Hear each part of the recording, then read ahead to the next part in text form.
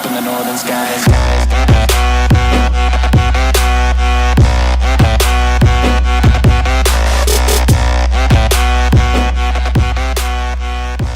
Hey guys, what's up? It's Eebjab here, and today I have for you 13 ways to defend a round 13 rush. And I'm just gonna jump right into it because the clip's already rolling. First way, Juggernauts. And lots of them too. Originally I didn't think it would take this many, but after a few failed attempts I realized you actually needed quite a few to defend the huge rush I was asking my partner to send. But as you can see, it actually ended up defending really well. And after you defend a rush this big, your opponent isn't going to have any money left, so you'll be able to counter rush and kill them very easily. So the next way that I have of defending a round 13 rush is a nuclear submarine. And believe it or not, if you put it in the right spot, it can actually pop an infinite amount of balloons. So here on Battle Park, which is the easiest map, it defended this all-out rush very easily. And it probably is one of the best and cheapest ways to defend a round 13 rush. Now next up we have the 3-0 Boomer, which is the Glaive Ricochet. And it also is really good at defending a round 13 Rainbow Rush, but it does have a big weakness to camo balloons. So next up we have the Turbocharged Boomer, which isn't exactly the most realistic defense, because each of these are pretty expensive, but if you get a couple of them, they'll defend pretty much any rush your opponent sends at you. There are a couple downsides to using this defense though. First of all, it's really expensive and not the most realistic. Second of all, it still has no camo detection. Now we have a pretty fun one, which is actually a couple Dart Storm Monkey Aces, and these worked much better than I expected them to. They didn't even need a tower boost to defend the entire rush. This proved to me that the Monkey Ace wasn't just a late game tower, and it was actually pretty good early on in the game too. So next up we've got a strategy that's used much more commonly in flash battles than mobile battles, and that's the Blade Maelstrom. Even though it's not used very often in mobile, it's amazingly good at defending large amounts of balloons, and a couple of them annihilated this rush with ease. So now we've got the Glaive Lord, which is probably one of the only towers that can solo an entire round 13 rush. And it did it pretty easily too.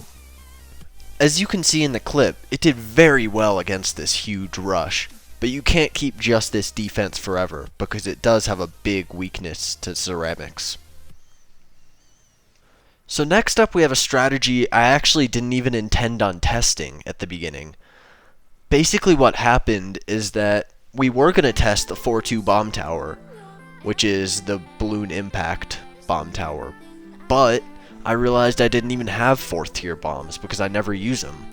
So I told my partner, let's try it anyway, I want to try something else. So this is what happened, and it actually worked really well for how cheap it is. And even though I did leak almost all of my lives, it really doesn't matter because my opponent spent all of his money and he's gonna die super quickly anyway with an easy counter rush. So this time we're testing the tower that I tried to test last time but couldn't because I didn't have it unlocked, the 4-2 bomb tower. And it worked very well.